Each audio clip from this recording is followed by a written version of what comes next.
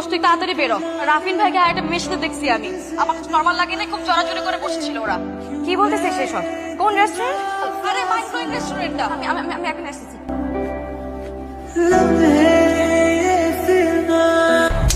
বেগুনের বাচ্চা, একটা দিয়ে হয় না তোর? এই মেয়ে কে? আমি তোমার বুঝাই বলতেছি। কিসব বুঝাবি তুই আমাকে? এই কে তুমি? এই কে তুমি? কি আইডিয়া ইউ? তুই আমার বয়ফ্রেন্ডের কাছে আসছিস? আমি তোমায় বুঝাই বলতেছি। এই তুমি ওরে বলো নাই? তুমি ওরে বলো নাই তোমার সাথে আমার 3 বছরের সম্পর্ক, তুমি বলো নাই ওকে? তুমি কাজ করে প্রেম করতে আসছিস? আমি বুঝাই বলতেছি। তুমি কিভাবে করলে আমার সাথে?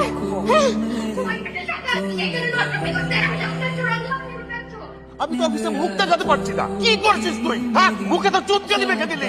এই কথা বলিস না কেন? তুই তো বলছিস আমি এই ছেলেকে ভালোবাসি মা, এই ছেলেকে ছাড়া আমি থাকতে পারবো না। এই থামো, এই ছেলের সাথে তোর কোনো ধরনের সম্পর্ক থাকা চলবে না। আমি এই ছেলেকে ছাড়া থাকতে পারবো না বাবা, আমি পারবো না।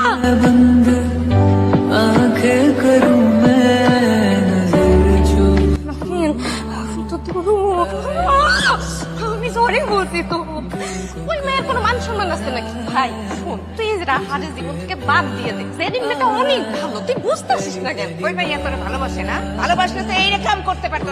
বেয়াদব মাইয়া। তোমার পোলা কোনো কথা শুনবো না, দেখো। শুনবো না মানে? আরে শুনবো। ছেলেকে বিয়ে করতে চাও? হ্যাঁ বাবা, করে ফেলো। Thank you so much. করে ফেলো। রাহার মতো এত ভালো একটা মেয়ের সাথে তুই এটা কি করলি? ওরে স্যারে তুই আরেক মেয়ের সাথে চলে গেলি। তোর পানিশমেন্ট হবে। বাবা আমি তোরে মানে